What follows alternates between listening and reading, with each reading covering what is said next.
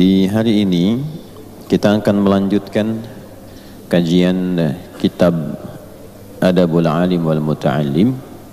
Namun sebelumnya saya ingin mengingatkan bahwa di bulan Sya'ban ini ada beberapa sunnah jalan-jalan kehidupan, pedoman-pedoman khusus yang dituntun oleh Nabi sallallahu alaihi wasallam dalam rangka mempersiapkan Ramadan pada khususnya, pun menghidupkan bagian-bagian tertentu di bulan ini pada umumnya. Terkait dengan Ramadan, Nabi sallallahu alaihi wasallam memberikan tuntunan agar sejak bulan Sya'ban itu kita membiasakan setidaknya dua hal. Yang pertama, latihan beradaptasi menunaikan puasa sunnah dan memperbanyak puasa itu agar keadaan tubuh, fikiran dan roh kita bisa siap ketika menghadapi Ramadan.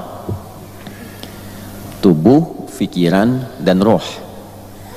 Nah, sebagian membahas hanya tubuhnya saja supaya badannya bisa siap ketika menunaikan puasa sebulan penuh, tahan lapar, tahan haus dan sebagainya, dari mulai terbit fajar sampai terbenam matahari selama sebulan.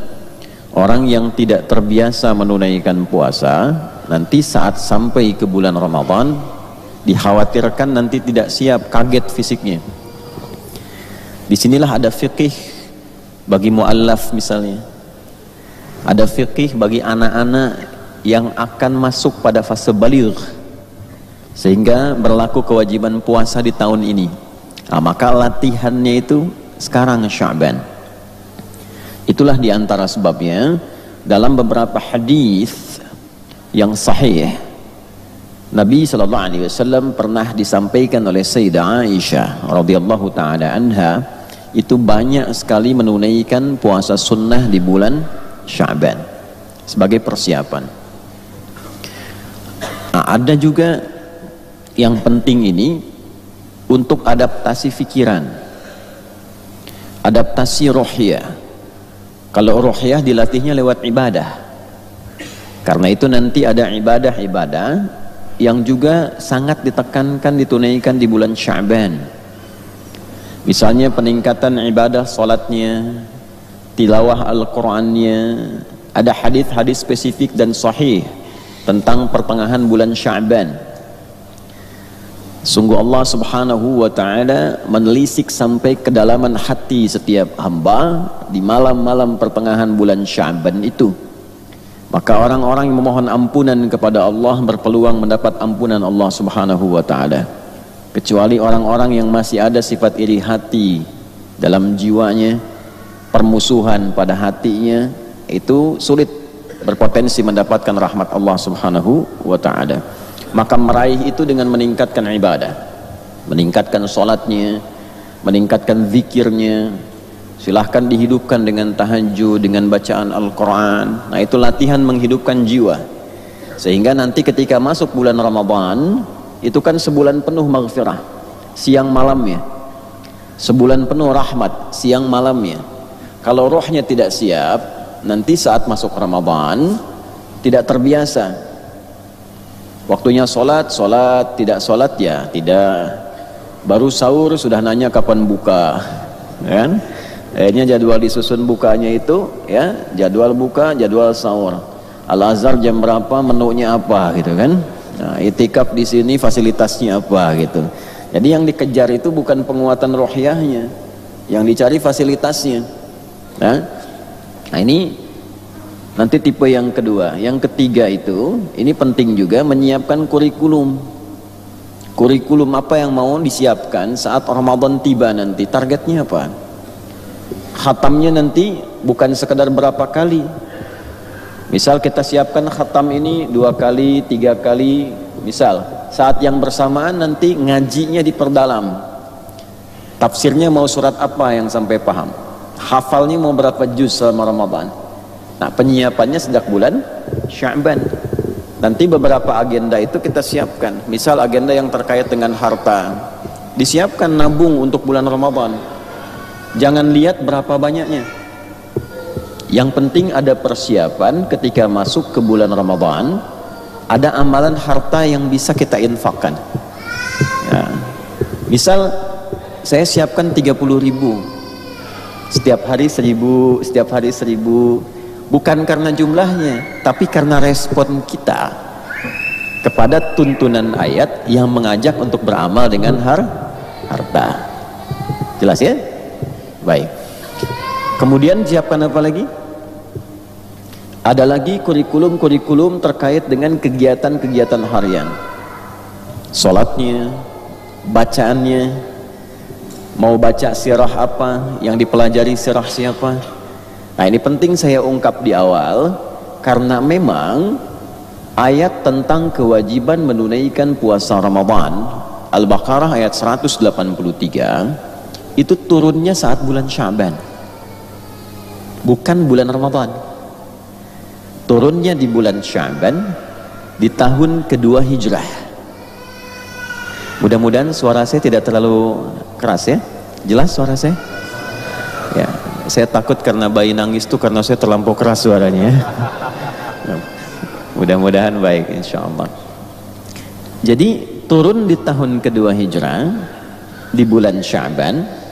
Di antara hikmahnya supaya Nabi mengajarkan kepada para sahabat persiapan-persiapan matang kurikulum Ramadan yang akan dikerjakan di bulan Ramadan. Ada jeda sebulan kurang lebih. Nah, ini menunjukkan keutamaan Ramadan yang tidak biasa. Kita masuk Ramadan itu dengan iman ya. Awas, hati-hati. Masuk Ramadan itu pakai iman, bukan pakai anggaran. Ya, awas. DKM kan suka rapat tuh anggaran dulu tuh, ya kan? Anggaran tarawih, anggaran buka, pakai iman dulu Pak. Nanti begitu iman itu sudah kuat, semua kelengkapan-kelengkapannya itu disempurnakan oleh Allah Subhanahu wa taala. Sama kita pun secara personal masuknya pakai iman.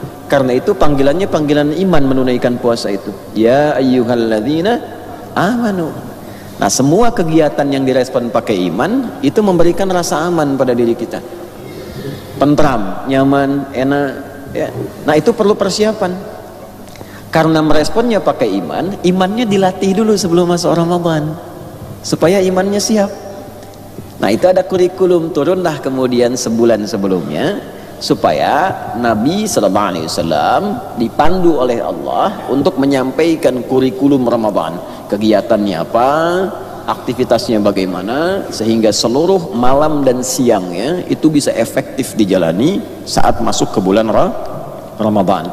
Itulah sebabnya dalam hadis riwayat An-Nasai yang sanadnya tersambung kepada sahabat Usama bin Zaid radhiyallahu taala anhu dari Nabi sallallahu alaihi wasallam, ketika Nabi ditanya tentang puasa di bulan Sya'ban, su'ilan Nabi sallallahu alaihi wasallam an siyami Sya'ban faqala aw kama qala sallallahu alaihi wasallam aw fi ma'na dzalika syahrun yaghfulu anhu an-nas baina Rajab wa Ramadan. Itulah bulan Sya'ban, seringkali orang lupa keistimewaannya karena fokus pada keutamaan yang terletak antara Rajab dan Ramadan. Demikian terjemah jauhnya. Jadi orang fokus ke bulan Rajab karena ada keutamaan Isra Mi'raj. Digali tentang Isra itu apa keutamaannya, Mi'raj bagaimana, tentang sholat dan sebagainya. Lalu fokus ke persiapan Ramadan sehingga lupa ada keistimewaan di bulan Sya'ban. Fihi turfa'ul a'malu. Di bulan Sya'ban itu dibentangkanlah kegiatan-kegiatan kita yang biasa kita kerjakan oleh malaikat untuk dilaporkan, disampaikan ke hadapan Allah Subhanahu wa taala. Tentu cara membacanya mesti teliti. Allah itu Maha mengetahui dengan dalam, sebelum dikerjakan, saat dikerjakan, setelah dikerjakan, sempurna pengetahuannya. Tapi kalau menemukan kalimat-kalimat semacam ini, itu maksudnya untuk ditunjukkan kepada kita betapa pentingnya waktu saat perbuatan itu dilakukan. Jadi nanti di fikih Quran itu ada tempat, ada waktu, ada keadaan. Misal ketika disebutkan tempatnya Masjidil Haram, Masjidil Aqsa, subhanalladzi asra bi'abdihi laila minal Masjidil Haram ilal Masjidil Aqsa alladzi barakna haulahu. Apa tujuannya? Linuriyahu min ayatina innahu huwas samiul basir. Untuk menunjukkan keutamaan tempat. Di tempat itulah ada tanda-tanda kedekatan dengan Allah. Karena itu ketika Anda datang menunaikan umrah misalnya, baru ke Masjidil Haram, hati sudah bergetar kan? Merasa lebih dekat dengan Allah. Ke Masjid Nabawi juga begitu. Ke Masjidil Aqsa belum datang sudah pengen kan? Nah, itu yang membedakan itu seperti itu. Ada suasana tempat, bukan ingin menunjukkan kultus tempatnya, bukan. Tapi ingin menunjukkan sebuah keutamaan tempat yang auranya berbeda dengan tempat lain, supaya berlatih ketaatan di situ, mendekatkan diri kepada Allah, sehingga saat pulang ketaatan kita bertambah dan menjadikan semua tempat di mana kita tinggal seakan-akan seperti berada di Masjidil Haram. Puncaknya itu. Nah, yang pulang umrah itu, auranya dibawa. Bagaimana caranya? Ketekunan datang ke Masjidil Haram itu bisa dipraktekkan di Masjid Al-Azhar misalnya. Walaupun levelnya tidak sama, tapi setidaknya ada peningkatan dari sebelumnya. Sebelum umrah dengan setelah umrah, sebelum haji dengan setelah haji. Nah, di Sya'ban waktu demikian. Di bulan-bulan ini dibentangkan amalan-amalan kita, kebiasaan-kebiasaan kita. Yang ingin ditujunya itu kebiasaannya. Sehari-hari terbiasa apa? Nah, itu yang ingin diinfo ke kita. Kalau Allah itu sudah maha tahu, tidak butuh info. Yang butuh itu kitanya. Karena itu diungkapkan dalam lisan Nabi supaya menyentuh kedalaman hati kita. Adi Hidayat, kebiasaan kamu apa? Apa enggak malu kalau dilaporkan malaikat di hadapan Allah kebiasaannya masih ada yang kurang baik? Nah, itulah yang kita perbaiki. Nanti kalau sebulan sudah baik, merasa sifat ihsannya muncul.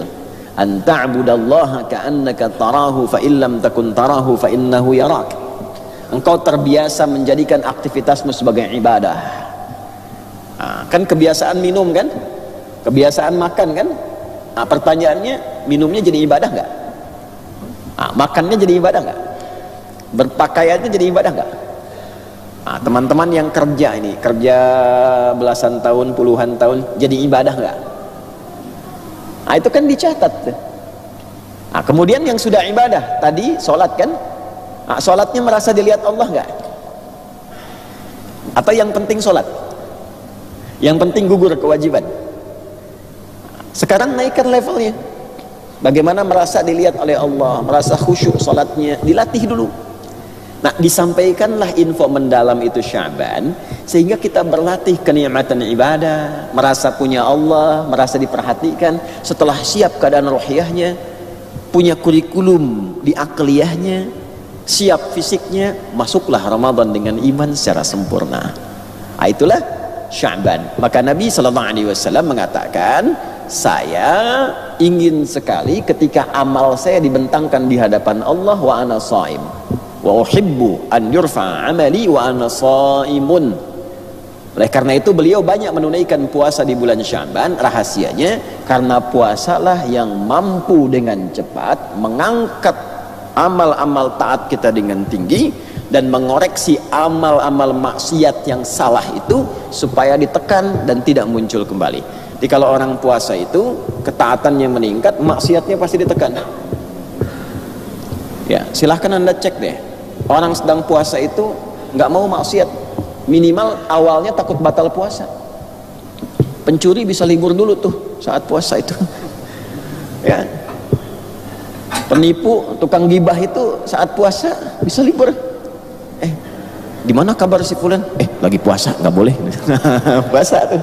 Awalnya takut batal, nanti lama-lama muncul kesadaran. Nah, latihannya saat bulan Sya'ban sekarang ini ya. Jadi itu yang dimaksudkan dalam hadis terkait Sya'ban, buat kurikulum. Nanti saya ada tulis buku tuh yang tentang makna ayat puasa. Itu secara singkat, di situ ada gambaran-gambarannya tentang kurikulum Nabi menjelang Ramadan. Itu dulu yang ingin saya sampaikan, karena pertemuan di hari ini di Masjid Al-Azhar ini akan menjadi pertemuan terakhir kita Bapak Ibu sekalian di bulan Sya'ban tahun ini. Ya, nanti ketemu lagi kan bulan yang berbeda gitu. Karena itu jangan kehilangan fadilah Sya'ban mumpung kita belajar saat ini di awalnya. Itu insya Allah ya. Baik, mari kita masuki pembahasan kita. Bismillahirrahmanirrahim. Semoga Allah menambahkan cahaya kepada Hadratus Syekh Haji Muhammad Hashim Asy'ari. Semoga selalu diberikan kemuliaan di kubur beliau dan berikan percikan kemuliaan itu kepada kita semua yang mempelajari kitab karya beliau dan mengamalkannya dalam kehidupan insyaallah. Al-babu tsani fi adabil muta'allim fi nafsihi wa fihi 'ashratu anwa'in min al-adab. Topik yang kedua terkait dengan rangkaian adab seorang penuntut ilmu yang dikhususkan pada dirinya, dan terdapat 12 rangkaian adab.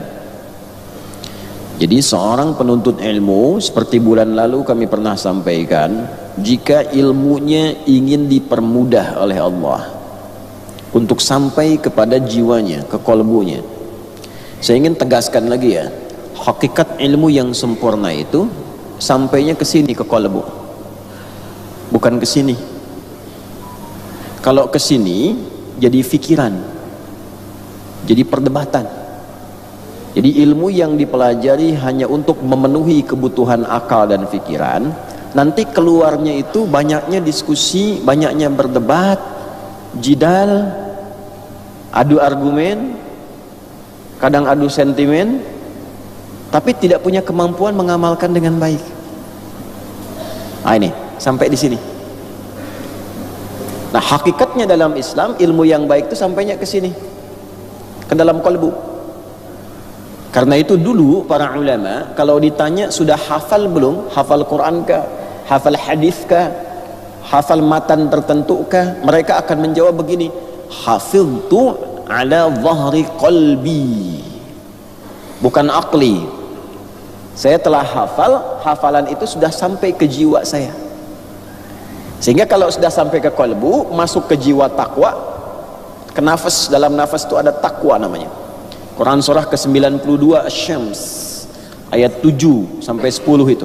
Wa nafsi wa ma sawwaha fa'alhamaha fujuraha wa taqwaha.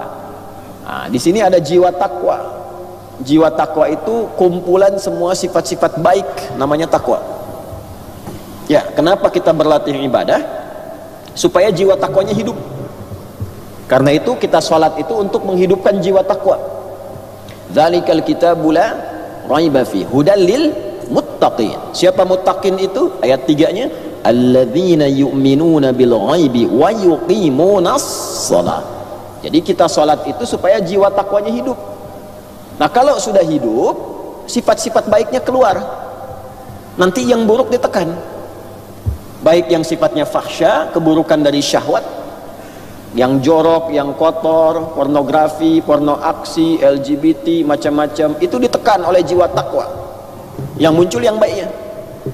Atau perbuatan yang diingkari hati, mungkar, sumbernya dari nafsu perut dan pikiran, akal. Menipu, merampok, maaf ya, membunuh dan seterusnya. Bikin hoax, berselisih yang tidak tepat dan seterusnya, itu mungkar, ditekan. Itulah sebabnya kalau sholatnya bagus, perbuatan fahsya dan mungkar itu bisa dihindari. Itu yang dimaksud di Quran surah 29 Al-Ankabut ayat 45. Utlu ma uhya ilaika minal kitab wa aqimis shalah innas salata tanha 'anil fahsya wal munkar. Jadi sholat bagaimana yang bisa mencegah perbuatan keji dan mungkar? Sholat yang menghidupkan jiwa takwanya. Jadi bacaannya bukan cuma di lisan, yang dibaca tembus ke dalam jiwa, ke sini, ke qalbu. Makanya disebut khusyuk. Ya, khusyuk.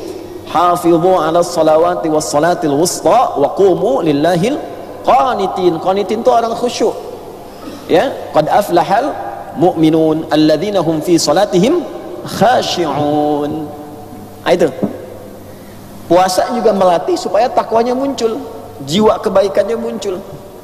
Ya ayyuhalladzina amanu kutiba alaikumus shiyam kama kutiba alal ladzina min qablikum la'allakum tattaqun. Sama haji umrah juga supaya jiwa takwanya muncul. Al-hajju ashhurun ma'lumat, faman farada fihinna al-hajja fala rafatha wala fusuqa wala jidala fil hajj. Wa ma taf'alu min khairin ya'lamhu Allah wa tazawwadu fa inna khairaz zadi taqwa. Al-Baqarah 197 itu. Jadi kehidupan kita itu bagaimana caranya melatih supaya jiwa takwa itu muncul ke permukaan, hadir. Nanti yang baik-baiknya keluar, itu yang menuntun kita itu. Nah, kalau itu dipandu oleh ilmu yang benar, ilmunya sampai ke dalam jiwa takwa, maka semua yang dikerjakan itu terarah, tepat sasaran, dan kualitasnya bagus. Jadi nggak cukup dengan semangat, ada semangatnya kuat, tapi karena kurang ilmu, jadi nggak bagus. Saya sekarang sudah berubah, semangat untuk ibadah. Dulu saya banyak meninggalkan sholat, sekarang saya ingin berubah. Nggak apa-apa, subuh 4 rakaat. Nah, ini jadi salah kan? Nggak ada ilmunya itu. Ya, sama. Kalau ini nggak hidup, nggak sampai ke kolbi, ya, dhahri kolbi, nggak sampai ke dalam hatinya itu, sampainya di sini, nanti pintarnya cuma buat berdebat. Rame debat, rame saling mencela, rame saling menjatuhkan. Pintar itu aja, tapi nggak sampai ke jiwanya, nggak hidup, akhlaknya nggak hidup. Jadi fadilah ilmunya itu nggak muncul, hikmah di balik ilmu nggak muncul.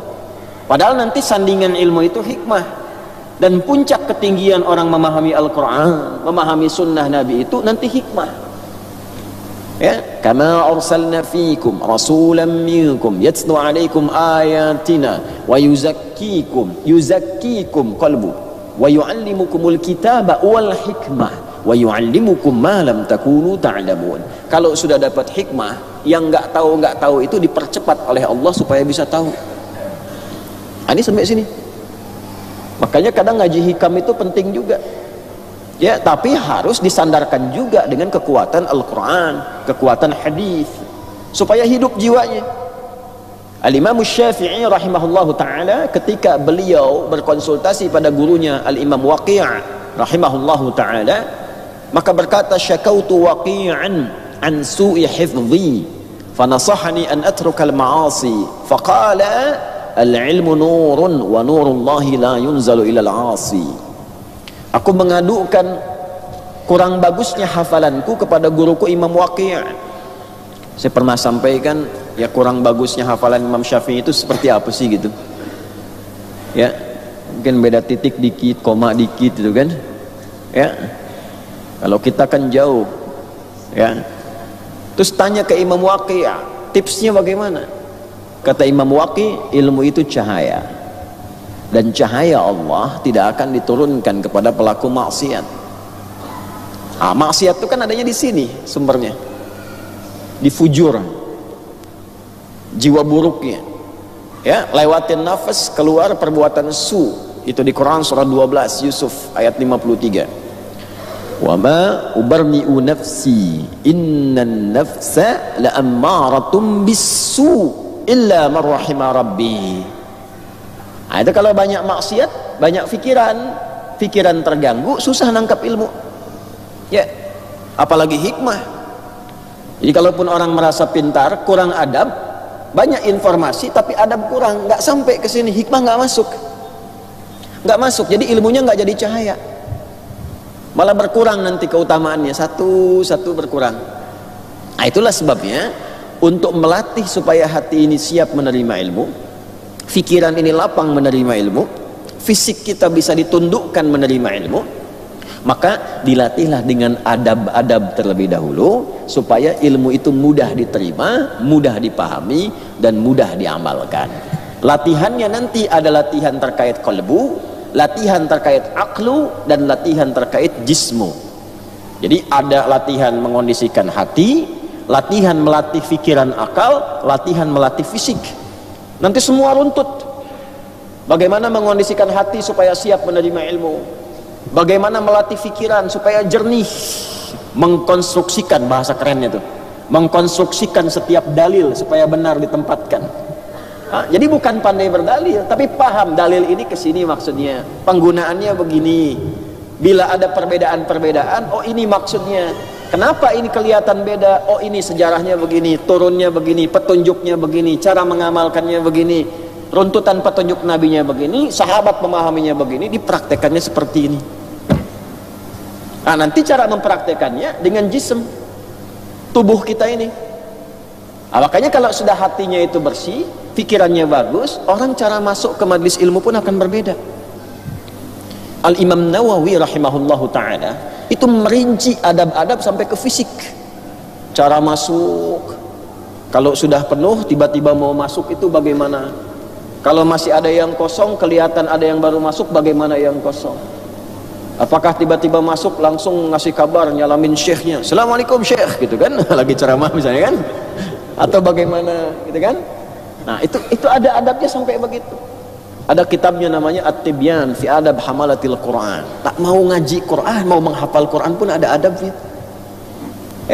Coba lihat anak-anak sekarang cara pegang mushafnya tuh. Jadi kalau kualitas hafalannya kurang bagus, yang dicek jangan dulu akalnya ini. Mungkin anaknya pintar, ya coba di kelasnya mungkin ranking 1, ada yang 1,5, hampir ke 1 gitu kan. Pintar-pintar, tapi kenapa untuk Quran kok susah? Mungkin ini adabnya dulu tuh yang belum. Ya, nah yang akan kita bahas ini pada bagian yang pertama dan kedua ini mengondisikan dulu tentang keadaan kolbu. Jadi 12 tahapan mengondisikan diri kita dikumpulkan oleh Hadratus Syekh Kiai Haji Muhammad Hashim bin Asy'ari. 12 tahapan yang disaring dari hadis-hadis Nabi, keterangan para ulama, mengondisikan jiwa kita, pikiran kita dan tubuh kita supaya siap menerima ilmu. Yang pertama sudah kita bahas di pertemuan yang lalu, sekarang kita masuk pada bagian keduanya. Nah, ini maksudnya saya beri pengantar dulu supaya paham ngajinya maksudnya ke situ nanti tuh. Ya. Jadi kalau sudah paham pengantar seperti ini, ada kesiapan diri kita untuk mengkaji. Kalau kita langsung nanti sulbul maudhu' kepada inti bahasan, biasanya lompat nanti itu, pak, tidak ada pengantar kesiapan dulu. Mari kita bacakan ya. At-tsani, adapun bagian yang kedua terkait dengan penyiapan hati. Setelah disampaikan bagian pertama untuk menyucikan jiwa dari penyakit-penyakit yang merusak ilmu, sudah disampaikan di pertemuan pertama itu ya. Ya. Kalau kita sempat ingatkan lagi teman-teman sekalian, itu nanti ada penyakit iri, kan? Kemudian juga kotoran-kotoran yang melekat pada jiwa dan seterusnya dibersihkan dulu. Setelah bersih, tahapan keduanya baru ini. Jadi jangan sampai ada masuk ke majelis ilmu dengan perasaan yang masih rusak hatinya. Ya. Al-awwal an yutahhira qalbahu min kulli ghashyin wa danasin wa ghillin wa hasadin wa su'i aqidatin wa su'i khuluqin. Ada perasaan mau masuk ngaji, sudah punya perasaan kurang bagus tentang ustadznya, kiainya. Saya dengar tuh kiai itu ustadz bid'ah tuh. Saya pengen tahu lah gimana isinya. Itu belum masuk sudah buruk hati. Gak akan dapat ilmunya. Ya. Saya juga penasaran, katanya pinter, segimana sih pinternya? Udah gak bagus itu. Ya. Atau hal-hal yang merusak kepada jiwa. Sedang marah, tenangkan dulu di luar. Jangan masuk ke majlis dalam keadaan marah. Terhambat nanti cahaya ilmunya. Istighfar dulu, tenang dulu, begitu masuk, nyaman, baru. Ya. Atau su'u khuluq. Ya. Mau masuk pengen sap pertama, orang pinggir-pinggir, saya tuh biasa depan tuh, bisa lah gitu ya. Pelan, itu keberkahannya berkurang nanti. Bersihkan dulu keadaannya, hati bersih. Setelah bersih, baru masuk bagian kedua.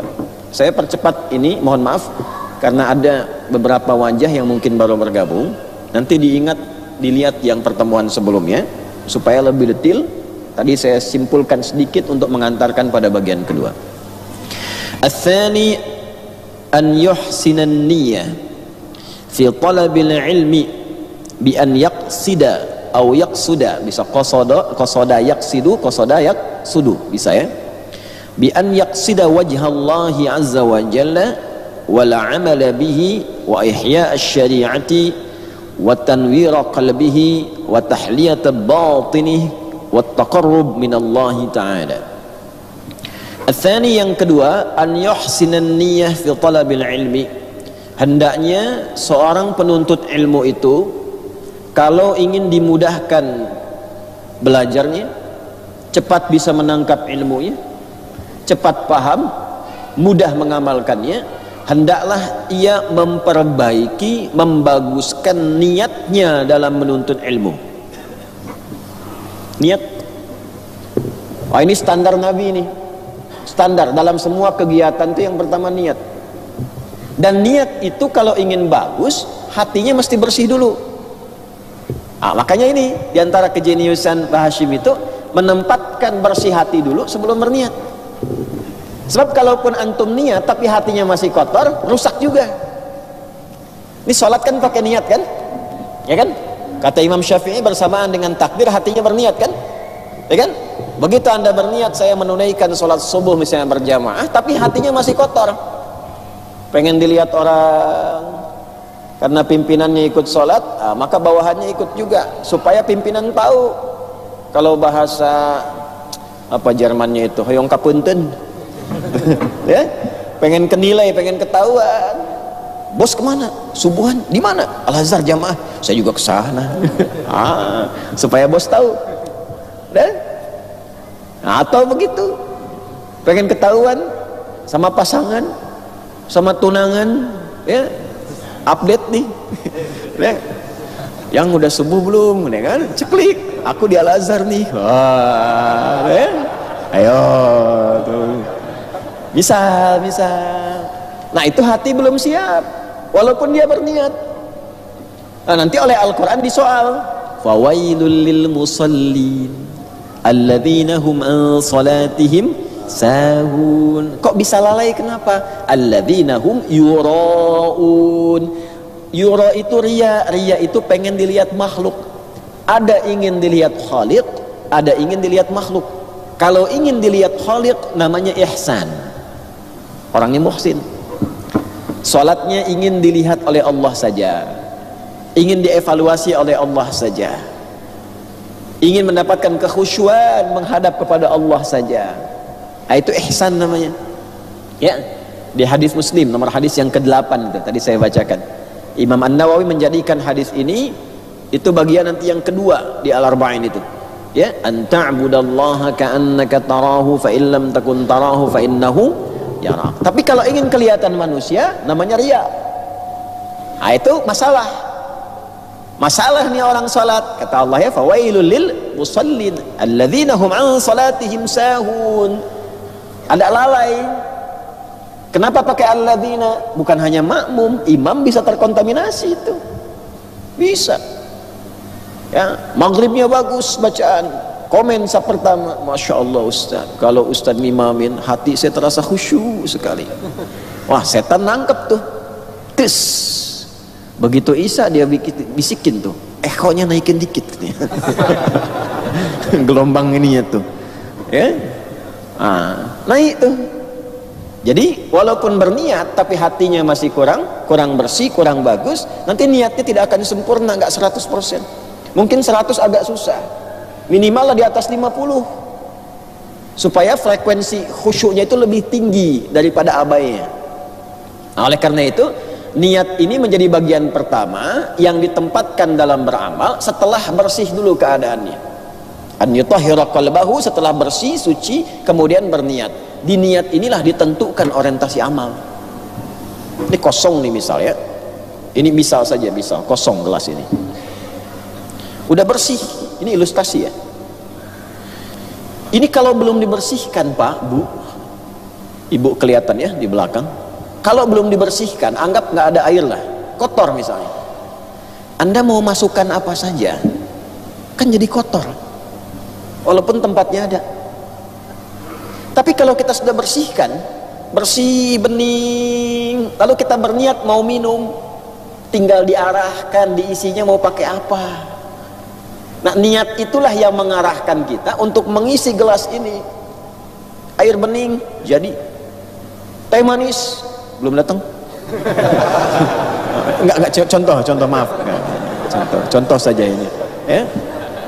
Kopi bisa, jangan terlalu pahit. Bisa enggak, ini contoh saja ya. Susu bagus ya, apa saja bisa masuk. Nah seperti itu gambarannya demikian. Nah kita juga ada cawan dalam jiwa ini, ada tempat namanya kolbu. Ini mesti bersih. Kalau sudah bersih, diisi dengan niat supaya diarahkan, memandu bagian tubuh kita, mandu pikiran. Ini mata mau diarahkan kemana melihatnya nih. Jadi kalau hatinya bersih, diisi dengan niat, saya ingin melihat yang baik-baik hari ini. Niatnya begitu, maka dibimbinglah mata ini untuk melihat yang baik. Nah kalau hatinya sudah bersih, niatnya bagus, imannya masuk, maka membimbinglah iman itu kepada mata untuk melihat. Ini sebabnya dalam Al-Quran saat akan melihat, imannya dulu disebutkan, kullil mu'minina yaghuddu min absarihim. Ayat 30 di Quran surah 24, surah Cahaya. Perempuannya 31. Ayat 31 untuk perempuan, wa kullil mu'minati yaghuddna min absarihinna. Nah oleh karena itu Nabi SAW menempatkan niat itu paling utama yang mempengaruhi pikiran dan tindakan kita. Intinya ada pada niat, tempatnya di kolbu. Kalau gagal di kolbunya, rusak pikiran dan perilakunya. Itu nanti kalau di Al-Arma'in saya sebut ini untuk memudahkan karena paling gampang diakses. Ya, nomor 6 tuh di hadisnya tuh. Ala wa inna fil jasadi mudghatan idza salahat salahal jasadu kulluhu wa idza fasadat fasadal jasadu kulluhu ala wa hiyal qalbu. Ala harful ikhbari wat taukidi, huruf yang menunjukkan penyampaian informasi dengan nada yang menguatkan hukumnya. Ala, ketahuilah oleh kalian dan kuatkanlah pengetahuan ini pada jiwa kalian yang paling dalam. Wa inna fil jasadi mudghatan, di dalam tubuh kita itu ada satu bagian, idza salahat salahal jasadu kulluhu, yang sangat menentukan perilaku bagian tubuh kita. Kalau itu baik akan mengalir kebaikan pada seluruh tubuh kita. Wa idza fasadat, dan apabila itu buruk, rusak, tidak bagus, sakit, fasada sairu jasadi, akan rusak semua bagian tubuhnya. Ala, ketahuilah, yakinkan pada dirimu, itulah kolbu. Nah bagaimana merawat kolbu ini? Husnun niyah, dengan niat. Maka diajarkanlah oleh Nabi SAW, dikutip ajaran ini oleh para ulama, dan para ulama hadis biasanya menempatkan hadis ini di urutan pertama dari semua rangkaian kitab-kitab hadis. Biasanya dibuka dengan bab ini dan disebutnya sepertiga ilmu. Sepertiganya ada di kalbu, sepertiganya ada di akal, sepertiganya ada di amal. Jadi kalau kita benar pada bagian yang ini, sudah dapat sepertiga keutamaan, dapat sepertiganya ya. Al-Imam Al-Bukhari menyusun kitab sahihnya itu dengan 97 tema, ribuan hadis. Tema pertamanya kitab Bad'il Wahyi, awal mula turunnya wahyu, untuk menunjukkan legalitas kenabian. Maksudnya apa? Supaya kalau sudah mengerti tentang legalitas kenabian, maka kita tidak ragu lagi pada topik-topik berikutnya, karena tahu yang menyampaikan Nabi, bukan ustadz, bukan kiai, tapi Nabi. Dari mana taunya itu Nabi? Mesti ada standar. Maka dibukalah topik pertama tentang standar kenabian, supaya ada keyakinan kalau menyampaikan bab iman, ini dari Nabi loh. Gini gambarannya, Anda punya ustadz rujukan, gitu ya. Biasanya kan kalau jadi rujukan, kalau didengar langsung ikut kan. Oh saya tunggu ustadz fulan dulu, fatwanya apa, saya ikut ustadz fulan aja, gitu kan. Karena percaya, yakin kan. Terdapat perbedaan pendapat tentang awal Ramadan, saya mah tunggu ustadz fulan aja, kapan ustadz fulan itu saya ikut, gitu kan. Sekarang dibalik, Nabi yang nyampaikan. Oh, coba yang sering mengatakan saya ikut Nabi, benar gak? Ya kan? Nabi yang menyampaikan ini, dilihat sanadnya, dari mana tahu Nabi menyampaikan itu? Ada legalitas. Ini yang disebut Nabi ini begini, cirinya begini, memahamkannya begini, jalurnya begini. Ulama membuat sanad. supaya paham konstruksi pemikirannya bagaimana, kaidahnya bagaimana, dapatnya bagaimana. Nah, sebelum sampai ke topik-topik materi, disebutkan dulu nih sifat-sifat kenabian, wahyu begini, gambarannya begini. Pertama supaya kita paham kalau yang begini dari Nabi. Setelah itu yakini, kerjakan, sami'na wa ata'na. Yang kedua, kalau ada yang ngaku-ngaku Nabi, tinggal kita tepis karena standar ini nggak ada. Makanya Nabi mengatakan, la nabiyya ba'di, nggak akan ada Nabi setelah saya. Kalimat di sini sekaligus menunjukkan pesan bahwa akan ada yang ngaku-ngaku Nabi sepeninggal saya. Standarnya ini nih, nggak akan ada yang bisa seperti ini. Singkatnya apa? Kalau iman kalian bagus, nggak usah ikutin. Tapi kalau masih rapuh, kadang terganggu pikirannya, belum sampai ke jiwa, nih pelajari standar ini supaya kalian paham. Yang Nabi itu begini, kalau tidak memenuhi ini bukan Nabi dia. Tapi kalau iman sudah kuat, ya sudah, nggak ada Nabi setelah Nabi Muhammad tuh. Bercandanya jangan berlebihan lah, gitu kan? Gitu ya. Nah, cuma kan begitu. Kalau ada yang ngaku, nggak usah kaget. Artinya benar kata Nabi. Jadi kalau ada yang ngaku-ngaku Nabi, jangan kaget. Benar kata Nabi. Yang kaget itu setiap ada yang ngaku ada pengikutnya, itu masalahnya. Itu aja. Itu artinya apa? Ngajinya kurang. Nah, ini makanya Ustadz jangan bahas yang tinggi-tinggi dulu, yang standar-standar, supaya berislamnya benar dulu. Dimulai dari apa? Husnul niyah. Maka dari itu kita bacakan dulu hadis tentang niat ini. Di sini tidak disampaikan karena ini hadis umum. Tapi saya penting bacakan supaya meluruskan niat lagi.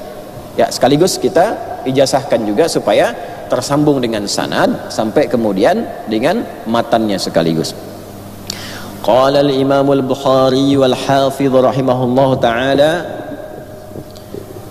haddatsana al-Humaydi Abdullah ibn Zubair qala haddatsana Sufyan qala haddatsana Yahya bin Sa'id al-Ansari قال حدثنا محمد بن إبراهيم التيمي قال سمعت القامة الليثي قال سمعت عمر بن الخطاب يخطب على المنبر فقال قال رسول الله صلى الله عليه وسلم إنما الأعمال بالنيات wa innama likulli imri'in ma nawa faman kanat hijratuhu ila dunya yusibuha aw imra'atin yankihuha fa hijratuhu ila ma hajara ilaihi rawahul Bukhari. Ini yang di Al-Bukhari. Yang di hadis Muslim, innamal a'malu binniyat wa innama likulli imri'in ma nawa faman kanat hijratuhu ila Allah wa rasulih fa hijratuhu ila Allah wa rasulih وَمَنْ كَانَتْ هِجْرَتُهُ إِلَى الدُّنْيَا يُصِيبُهَا أَوْ امْرَأَةٍ يَتَزَوَّجُهَا فَهِجْرَتُهُ إِلَى مَا هَاجَرَ إِلَيْهِ. Itu dua rangkaian hadis yang saling melengkapi. Sanadnya sudah tadi saya sampaikan. Baik ya. Hadis riwayat Imam Al-Bukhari. Imam Al-Bukhari nggak pernah ketemu Nabi SAW. Lahirnya 196 Hijriah, wafatnya 256. 256 nggak pernah ketemu Nabi. Tapi dalam Islam itu detil. Kok gimana nggak ketemu Nabi tapi tahu hadis Nabi? Ini cuma dalam Islam bisa kita temukan begini untuk menunjukkan kebenaran agama dan dilacak itu. Imam Al-Bukhari menemukan jalur hadis ini lewat orang yang hidup sezaman dengan beliau, namanya gelarnya Al-Humaydi. Nama aslinya Abdullah bin Zubair. Bukan yang sahabat, ada nama Abdullah bin Zubair, gelarnya Al-Humaydi, hidup sezaman dengan Al-Bukhari. Beliau menerima dari siapa? Menerima dari orang bernama Sufyan. Ada orangnya, ada, dilacak ketemu, biografinya ada. Sufyan menerima dari siapa? Yahya bin Sa'ad, ya, Al-Ansari. Yahya menerima dari siapa? Dari Muhammad bin Ibrahim At-Taimi. Muhammad bin Ibrahim menerima dari siapa? Dari Al-Qamah Al-Laythi. Al-Qamah Al-Laythi inilah yang menerima dari sahabat Nabi, melihat hidup sezaman dengan sahabat Nabi, yaitu Sayyidina Umar bin Khattab radhiyallahu taala anhu, saat naik ke atas mimbar menyampaikan kalimat Nabi sallallahu alaihi wasallam. Jadi nyambung sampai ke Umar. Kalau dilacak orangnya ada semua. Runtutan orang-orang inilah yang disebut dengan sanad. Jadi ilmu ini dijaga dengan sanad. Makanya di pembuka hadis Muslim, kalau antum ngaji syarah Imam Nawawi itu ada 9 jilid tuh. Ya, kalau dibuka jilid pertama itu pembukaan mukadimahnya langsung dari Ibnu Sirin disampaikan, ya, babul isnadi minad din. Maka berkata kemudian, perhatikan kalimatnya, al isnadu minad dini laulal isnadu laqala man syaa ma syaa. Isnad itu, sanad itu bagian penting dari agama. Kalau nggak ada sanad, nanti setiap orang bisa kreatif komentar semaunya. Nah, inilah yang menjaga agama itu. Kalau nggak ada sanad, semua orang bisa variasi. Nanti versi Quran bisa banyak itu. Hah? Bisa jadi nanti di Bekasi dibaca dengan bahasa Bekasi, di Bali dibaca dengan bahasa Bali, di Sumatera bisa dibaca dengan bahasa Sumatera. Cara sholatnya nanti bisa berbagai bahasa, cara sholat dengan beragam bahasa. Ya, takbirlah kemudian orang Jakarta, Tuhan gua gede. Ya. Orang Bekasi bahasa Sunda, Allah anu agung. Ya kan? Jadi beda-beda nantinya, tapi dengan sanad terukurlah dan terjaga agama ini. Begini cara takbirnya. Tahu dari mana? Nabi. Anda kan nggak pernah ketemu Nabi. Oh, saya menerima dari guru saya sipulan, sipulan dari sipulan, sipulan dari sipulan, sipulan dari sipulan, sampai ke Nabi. Tersambung sanadnya. Dan dahsyatnya, biografi orang setiap zamannya ada. Bisa ada standarnya. Sampai diketahui kepribadiannya bagaimana, benar tidak orangnya. Kalau bermasalah, nggak diambil informasinya. Maka terkumpullah kaidah ini di 5 sifat dalam ilmu hadis. Mattasala isnaduhu binaqlil adli dhabiti anil adli dhabiti min ghairi syudzuzin wala illatin qadihatin. Paham? Tidak. Nah, makanya langsung ikut aja, ya. Nah, haruslah bersambung sanadnya. Ada orang-orangnya, dan jangan putus. Nah, cinta aja kalau putus bermasalah, apalagi hadis. Nah, bikin status tuh, mana yang suka rekam. Nah, ya, nggak boleh putus. Kalau putus nanti masalah munqati', putus tengah-tengah, mu'dal, hilang, orangnya hilang, nggak bisa turun status, nggak bisa masuk sahih ini. Coret dulu, coret, turun dulu sampai ada penguat, ya. Nanti runtut satu, betul nggak ketemu, sezaman nggak dengan si fulan ini, lihat. Terus orangnya siapa? Betul nggak? Oh, ini orang senang bercerita, kasih catatan dulu supaya bisa dibedakan antara cerita dengan hadis. Sampai segitunya, Pak. Hafalannya bagaimana? Jangan sampai hari ini bilang A, besok B. Jangankan besok, subuh bilang A, kemudian zuhur B, itu berubah status hadisnya, mudtarib. Sekarang subuh jam 5 bilangnya A pakai titik, 5 menit kemudian koma, ya, berubah, turun jadi Hasan.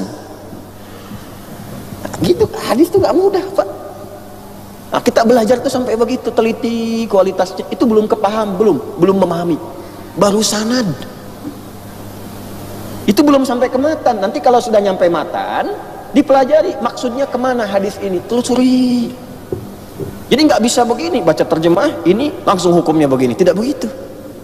Nanti belajar sanad ini sekaligus belajar hikmah. Imam Al-Bukhari itu gimana dapatkan dari Humaydi ini? Jalan, Pak, Bu, satu-satu dicari. Pernah satu ketika beliau dah sampai ke tempatnya, tanya-tanya orang, hadisnya ada di si fulan, ternyata orang ini sedang bermain dengan binatang.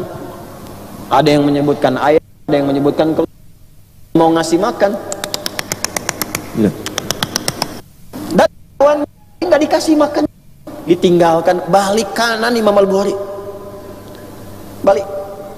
Orang bingung, Syekh kok nggak diambil hadisnya?